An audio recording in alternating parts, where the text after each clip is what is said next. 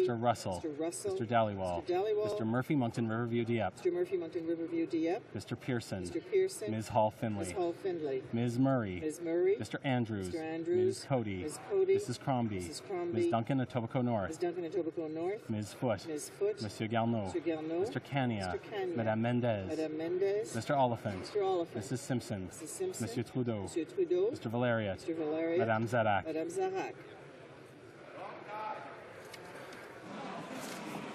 All those opposed to the motion will please rise. Monsieur Duceppe. Monsieur Duceppe. Monsieur Laframboise. Monsieur Laframboise. Monsieur Laforêt. Monsieur Laforêt. Monsieur Paquette. Monsieur Paquette. Monsieur Ménard. Hochelaga. Monsieur Ménard-Hochelaga. Monsieur Bachan. Monsieur Bachan. Monsieur Bigra. Monsieur Bigra. Monsieur Ménard Macorel-Fortin. Monsieur Ménard-Macorel-Fortin. Monsieur Lessard. Monsieur Lessard. Monsieur Guimond Montmorency Charlevoix au Côte-Nord. Monsieur Guimond Montmorency Charlevoix au Côte-Nord. Monsieur Bouchard. Monsieur Bouchard. Madame Gay. Madame Gay. Madame Bourgeois. Madame Bourgeois. Monsieur Blais. Monsieur Blais. Monsieur Bellavance. Monsieur Bellavance. Monsieur Cardin. Monsieur Cardin. Madame Lavallée. Madame Lavallée. Monsieur Plamondon. Monsieur Plamondon. Monsieur Lemay. Monsieur Lemay. Monsieur Malo. Monsieur Malo. Monsieur Lévesque. Monsieur Lévesque. Monsieur Carrier. Monsieur Carrier. Madame Deschamps. Madame Deschamps. Monsieur Godet. Monsieur Godet. Monsieur Vincent. Monsieur Vincent. Madame Tillac. Madame Tillac. Monsieur Pomerleau. Monsieur Pomerleau. Monsieur Paillet. Monsieur Paillet. Monsieur Dorion. Monsieur Dorion. Mr. Layton. Mr. Layton. Monsieur Mulcair. Monsieur Mulcair. Ms. Davies, Vancouver Ms. Davies, East. Vancouver East. Ms. Washley Solis. Ms. Washley Solis. Mr. Massey. Mr. Massey. Mr. Harris, St. John's East. Mr. Harris, St. John's East. Mr. Martin, Sault Ste. Marie. Mr. Martin, Sault Ste. Marie. Monsieur Godin. Monsieur Godin. Mr. Comartin. Mr. Comartin. Ms. Crowder. Ms. Crowder. Mr. Christopherson. Mr. Christopherson. Mr. Angus. Mr. Angus. Ms. Charlton. Ms. Charlton. Mr. Cullen. Mr. Cullen. Mr. Sixay. Mr. Sixay. Ms. Matheson. Ms. Matheson. Mr. Bevington. Mr. Bevington. Madame Savoie. Madame Savoie. Mr. Malloway. Mr. Malloway. Mr. Alan Welland. Mr. Alan Welland. Ms. Ashton. Ms. Ashton. Mr. Davies, Vancouver Kingsway. Mr. Davies, Vancouver Kingsway. Ms. Duncan, Edmonton Strathcona. Ms. Duncan, Edmonton Strathcona. Madame Hughes. Madame Hughes. Mr. Marston. Mr. Marston.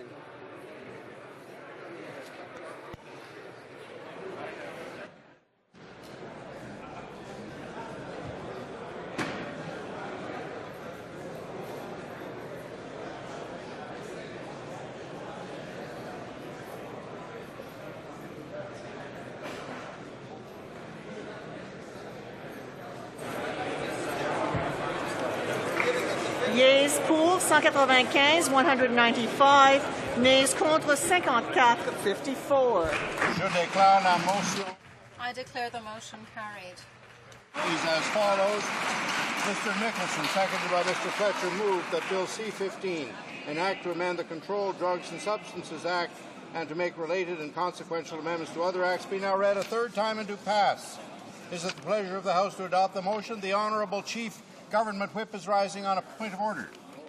Mr. Speaker, I think if you seek it, you will find agreement to apply the vote from the previous motion to the current motion. Is there agreement to proceed in this way? Agreed? Then I declare the motion carried.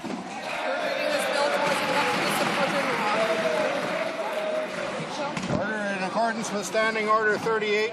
A motion to adjourn the House is deemed to have been made and seconded at this time. Therefore, the question is that this House do now adjourn.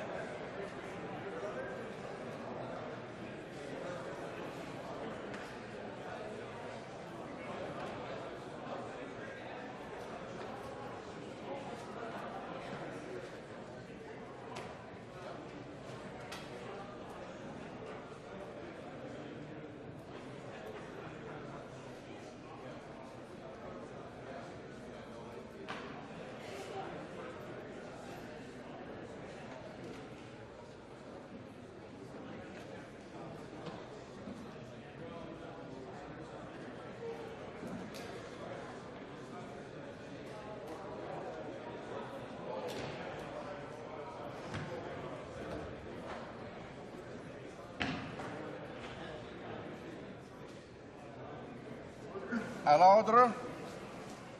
Order, please. Honourable member for Random, Buren, St. George's.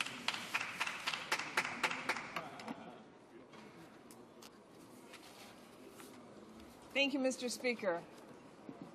The issue of being able to access EI in a timely fashion is something that's become a real serious issue in this country. And it doesn't matter how often we raise the issue with the government that the 28-day timeline, which is when the government is supposed to respond to inquiries in terms of being able to access EI, is no longer applicable. And it's causing a very serious problem throughout the country. And I know in the riding of Random Buren St. George's, I have constituents who wait as long as 70 days just to get a response to their inquiry, just to get a check in response to their request for EI. A lot of people who lose their jobs, Madam Speaker, do so through no fault of their own. And it would appear that in having to wait such a long time, that they are being victimized yet again. First, they lose their job, and that's hard enough as it is on anyone who's having to provide for a family, buy medication, keep a household going.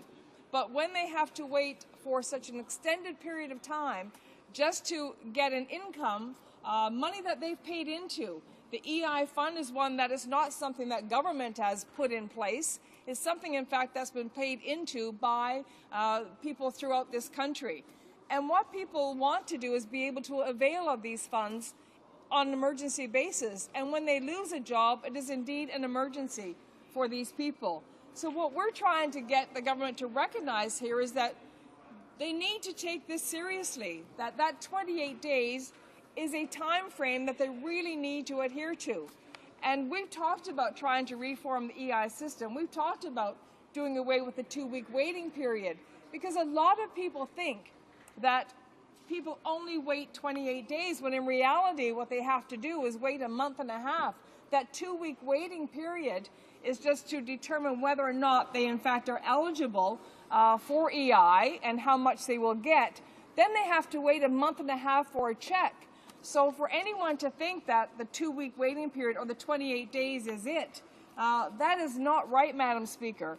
So what we're trying to make the government realize is how important it is that they hold to this 28-day period in terms of responding to people who are eligible for EI, who need to avail of these funds to provide for their families, who need to be able to pay for medication, and who really need to be able to provide for their families and live a life that is comfortable, one that they can in fact be able to put food on the table. And that has not been the case for a lot of the constituents I know in Random Buren St. George's. And I have no reason to believe that it's any different for people throughout the country. People who are without employment, people who really need to be able to avail of these resources. And unfortunately, it would appear that even though the minister has said from time to time that they've hired additional people to deal with this issue, because we have such an incredible number of people now who've lost their jobs in this country, Madam Speaker. We have so many people who are unemployed, so many people who don't know where to turn, and they must resort and turn to the EI system to be able to provide a living for their families. So we're calling on the government to please acknowledge this, do whatever you can to try and make sure that people can avail of the fund that they in fact paid into, instead of having to wait for such an inordinate length of time. The Parliamentary Secretary to the Minister of Human Resources and Skill Development. Thank you, Madam Speaker. Let me review what we've done on several points, including timely delivery of benefits. We do take the issue very seriously, and our government is taking real action to help vulnerable and unemployed Canadians through these tough economic times, and we will continue to do so. I will remind my honourable colleague that our government is making unprecedented investments to help those who, through no fault of their own, have suffered from unexpected job loss during this time of global recession. Among other things, we've extended EI benefits by 5 weeks, more than double the 2 weeks advocated by the opposition and members of her party, and those weeks will help when help is needed the most. We've extended the EI work-sharing program, and thankfully, through our efforts, more than 120,000 Canadian jobs are being protected. That number continues to grow as we continue to work with Canadian employers to share costs and keep Canadians working as various organizations take steps to adapt to the changing economy. We've also invested $1 billion for further skills training through the EI program. This includes $500 million in skills training and upgrading for long-tenured workers and $500 million for training for those who don't qualify for EI. With respect to managing the substantial increases in EI claims, we have invested more than $60 million to help manage and process claims quicker while cutting red tape for employers. We've hired more staff, additional staff, more resources to ensure that the system can cope with the demand that is being made on the system, Madam Speaker, and we are monitoring the effectiveness of these measures to ensure that they are effectively helping Canadians. That being said, I would like to take this opportunity to comment on the Liberal 360-hour, 45-day work year scheme. The opposition can say what they want about this scheme, but the fact is that this is an irresponsible proposal that would result in a massive increase in job-killing payroll taxes that will hurt workers and businesses at a time when they can least afford it. And don't take it from me, Madam Speaker, here is what the Liberal member for Kings Hunts said on this subject, I quote, "Payroll taxes and EI taxes in particular prevent businesses from hiring people." He also said payroll taxes, especially EI taxes, are a tax on jobs. And he said that on October 16, 1997 in the Finance Committee, and that's so true. So how the Liberals can claim that this 45-day work year is a good idea now is hard. The returns on those benefits and ensure that persons will have jobs, not only for today, but jobs for tomorrow when they become available and this economy turns. Thank you, Madam Speaker. Member for Random-St. Georges. Thank you, Madam Speaker. And that's a case in point of a government who's lost touch with the people.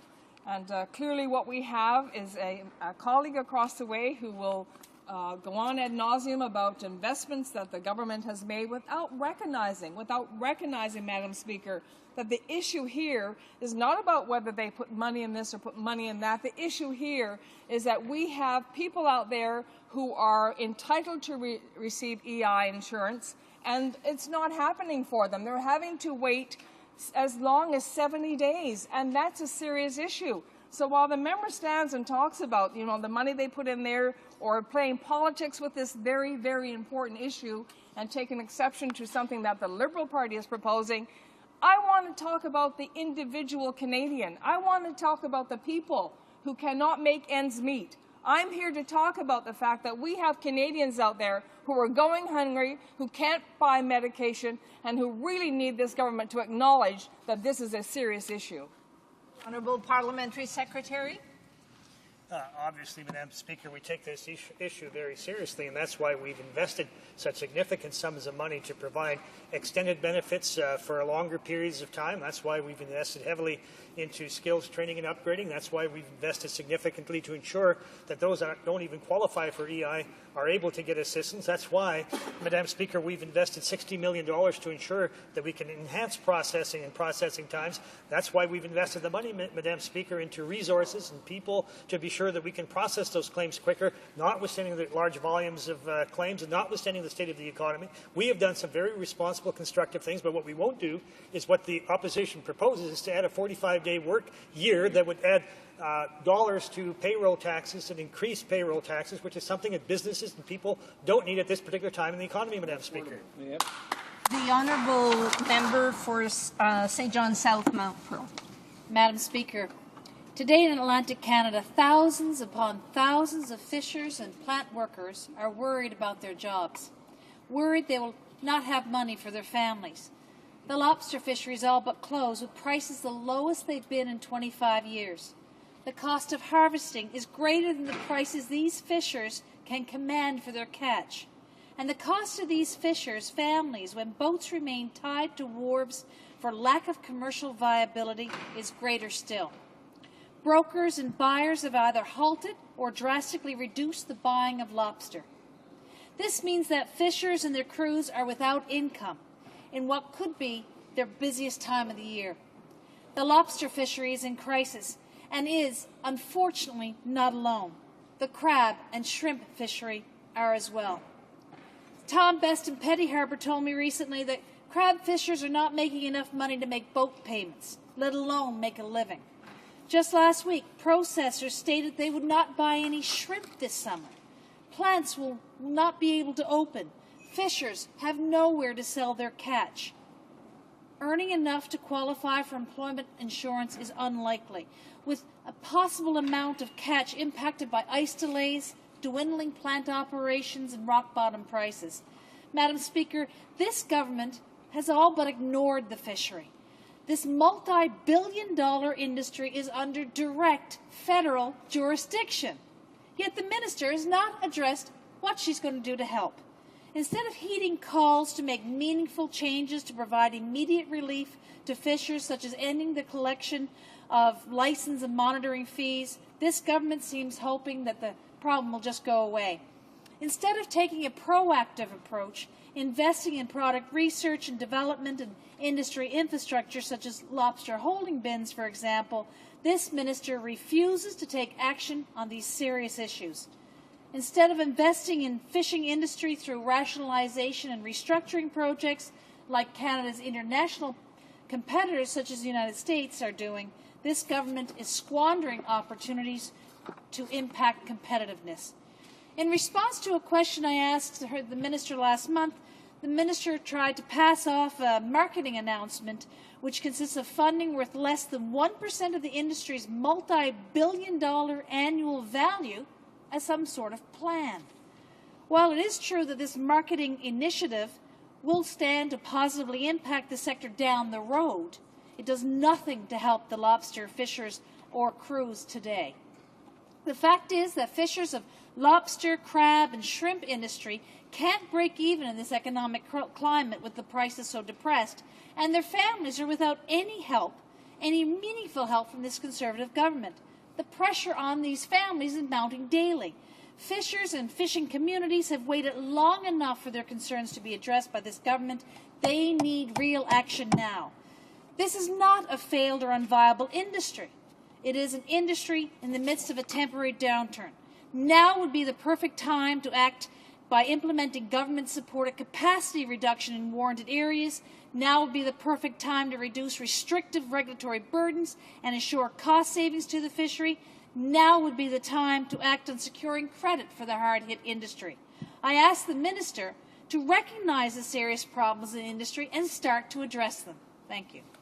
Honourable Parliamentary Secretary to the Minister of Fisheries and Oceans. Well, thank you, Madam Speaker, and I thank the member for her interest in this issue. And we agree with her that the current economic downturn has had a big impact on the Atlantic lobster fishery, like many industries across the country. However, the current challenges facing the lobster industry are multifaceted. And what we are confronting is a difficult marketplace as a result of the state of the world economy. The issue is not with the fishery, rather the problem is with weakened demand, which contributed to a significant drop in prices. Foreign demand for lobster has nosedived, and as a result, the prices paid to harvesters have also fallen. And as a result, the industry is hurting, and our government understands that. And that's why our government is working hard to help the lobster industry deal with the current decline in market demand. On May 22, 2009, the government announced we would be directing $10 million from the Community Adjustment Fund to the Atlantic provinces and Quebec for activities to improve marketing, assist in innovation, and develop new products and technologies in the lobster industry. This funding will be provided through ACOA and Canada Economic Development for Quebec. Federal and provincial governments and industry are currently collaborating to create a Lobster Development Council, which would be aimed at increasing domestic and international market access, as well as addressing market access issues, including obtaining eco-certification. On February 27th of this year, the Atlantic lobster industry received a significant marketing boost of over $455,000, largely provided under the Canadian Agri-Food International Program and with contributions from Nova Scotia, New Brunswick, and Prince Edward Island. And this funding has resulted in world-class market promotion of Atlantic lobster in international markets. The current economic situation is also creating difficulties for the industry to access capital. To help alleviate this challenge, Budget 2009 provided many measures which improved access to credit. For example, the Business Development Bank of Canada received $250 million in capital to increase the market's lending capacity, for instance. Budget 2009 also invested a further $100 million in the bank to create a time-limited working capital guarantee. To support greater collaboration between Business Development Bank of Canada, the Export Development Bank, and private sector financial institutions, this government established the Business Credit Availability Program and allotted up to $5 billion in new financing. Canada's Economic Action Plan also established a new Canadian secured credit facility to support financing vehicles and equipment. And Budget 2009 increased the Business Development Bank's paid-in capital limit to $3 billion so that it can benefit from future injections of capital. Mr. Speaker, the consensus among stakeholders is that conservation cannot be assured unless the issue of excess harvesting capacity is addressed in a meaningful way. To understand, Madam Speaker, this irresponsible proposal certainly won't help any Canadians find new jobs or get new skills, and that's what's needed. It won't help Canadians that have already suffered a job loss. No, it will simply add billions to the tax burden of hardworking Canadians and employers at the worst possible time. Let's see what others are saying about this proposal, Madam Speaker. Harvey Ensign said in the Vancouver Sun on May 26, and I quote, "The Liberal option that only seems illogical, but it would raise the federal deficit and properly taxes while doing nothing to address the fact that many of the jobs that have been lost are not coming back. That's the issue, Madam Speaker." He went on to say the Conservative government is right to reject it. The federal government is on the right track with investments in skills training and transition programs. That's what we're doing, Madam Speaker. And in spite of this, the irresponsible ideas coming from the opposition, our government will continue helping Canadians get through this tough time, and we're doing it in a responsible manner, and we're going to be sure that benefits are delivered when they ought to be delivered, and we're going to ensure that we're using the funding to maximum benefit, to maximize. The solution must necessarily involve self-rationalization. And Fisheries and Oceans Canada has made licensing flexibilities available to harvesters in order to promote reductions in catch capacity and support economic viability. These flexibilities are lobster partnering, where two license holders can work the same boat, and license stacking, investment by a single license holder and a second license. So this government also continues to work with lobster harvesters on market access issues. This includes increased calls for fishery eco-certification and product traceability, among other things. Mr. Speaker, the lobster industry is a cornerstone of the regional economy, and this government will continue to work with other federal departments, provinces, harvesters, processors, distributors, and others to collectively improve sustainability, competitiveness, and long-term viability of the lobster industry. Thank you, Madam Speaker. John South Mount Pearl. Well, there's an expression in Newfoundland and Labrador about who knows the mind of a squid, and I think it applies for the comings and goings when you're looking at what you're going to do to help a very serious problem within the industry, and not just lobster. We have right now in the province of Newfoundland and Labrador a shrimp industry worth millions and millions and millions that's not yet opened. We have a crab industry in peril with very, very low prices, with the possibility that the catch the fishermen are bringing ashore, the fishers are bringing ashore, won't even be able to be processed. We have inshore workers, we have inshore fishers, offshore fishers, plant workers, processors, united in calling for this government to do something to assist the industry. I appreciate what my colleague is talking about with some investments in marketing dollars. I support the investments in marketing dollars, but that's for next year. When you don't have catch to market, it's not going to put food on the table of fishers or plant workers today. Honourable Parliamentary Secretary. Well, Madam Speaker, I appreciate this member's comments, but I think she's ignoring all of the things that we're doing, many of which I've outlined in my previous comments. We're supporting communities impacted by the current economic downturn under the Community Adjustment Fund. She needs to see how that's going to play in the industry and help real people. We're working with provinces and industry to develop a Lobster Development Council to address the key issues here that are causing the lower prices, facilitating access to capital, a marketing campaign with the provinces, reducing lobster harvesting capacity and costs through self-rationalization and other ways. Madam Speaker, the Government of Canada recognizes the importance of the lobster industry and is determined to work with all stakeholders to help them to both weather the current economic storm and improve the foundation for a sustainable future. Thank you very much. La motion portant. The motion that the House do now adjourned is deemed to have been adopted. Accordingly, the House stands adjourned until tomorrow at 10 a.m. pursuant to Standing Order 24-1.